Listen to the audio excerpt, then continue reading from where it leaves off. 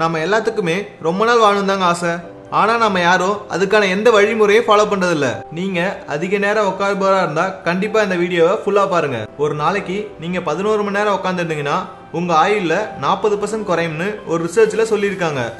ஆஸ்திரேலியால சிட்னி யூனிவர்சிட்டியில general health கேரோட பேராசிரியர் ஹைட்ரோவேன் டர்ப்ளச்சோட தலைமையில ஒரு குழு நடத்திய ஆய்வுல 2 லட்சம் பேர் பங்கேற்றிருந்தாங்க. அதன் அறிக்கை எய்ம்ஸ் மருத்துவ நியூஸ்ல வெளியிட்டு இருந்தாங்க.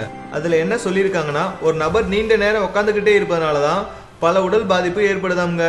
அதுல முக்கியமான பிரச்சனை பாத்தீங்கன்னா ஒபிசிட்டி, டயபிட்டிஸ்ங்க. ஒரு நாளைக்கு 4 மணி நேரம் உட்காந்துருக்கவங்களையும் 11 மணி நேரம் உட்காந்துருக்கவங்களையும் கம்பேர் பண்ணி பார்த்தா 11 மணி நேரம் உட்காந்துருக்கவங்களுக்கு அதிக பிரச்சனை வந்திருக்கு. இதுல 40% பேருக்கு அடுத்த 3 ஆண்டுல உயிரிழக்கும் அபாயம் இருக்கிறது. 2 லட்சம் பேர்கிட்ட நடத்தப்பட்ட உடல் உழைப்பு, எடை, உடல் ஆரோக்கிய நிலை ஆகியவற்றை அடிப்படையில துல்லியமா நடத்திய ஆய்வுல தெரிய வந்திருக்குங்க. ஜிம்முக்கு போய் உடற்பயிற்சி செய்யறது ரொம்ப நேரம் நடக்கிறது அவசியம் தான். ஆனா அதை விட ரொம்பவும் முக்கியம் ஒரே இடத்துல ரொம்ப நேரம் உட்காராம இருக்கிறது.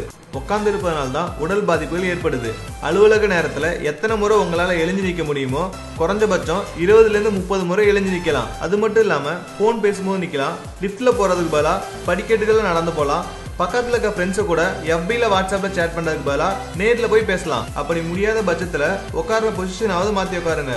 அந்த ஆய்வுல ரொம்பவும் கவனிக்க வேண்டிய விஷயம் என்னன்னா, 45 வயசுள்ள 2 லட்சம் பேரிடம் 2009ல இருந்து 2013 வரை 5 ஆண்டு ஆய்வுகள் நடத்தப்பட்டுச்சு. அதுல ஒரு நாள்ல 3 மணி நேரம் உட்காந்துருக்கவங்க விட 6 மணி நேரம் உட்காந்துருக்கவங்க 15 ஆண்டுல இறக்க நேரிடும்னு சொல்லியிருக்காங்க.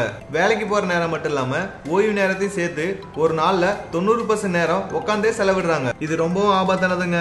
உங்கள யாராவது அதிக நேரம் உட்கார்ந்து இருப்பவரா இருந்தீங்கன்னா இனிமேலாவது அதிக நேரம் உட்கார்றதை தவிர்த்து உங்க உடலை ஆரோக்கியமா பாதுகாத்துக்கோங்க. அடுத்த வீடியோ பார்க்கறதுக்கு முன்னாடி கீழே இருக்கிற சப்ஸ்கிரைப் பட்டனை கிளிக் பண்ணி எங்க தமிழ் கேர் சேனலை மறக்காம சப்ஸ்கிரைப் பண்ணுங்க.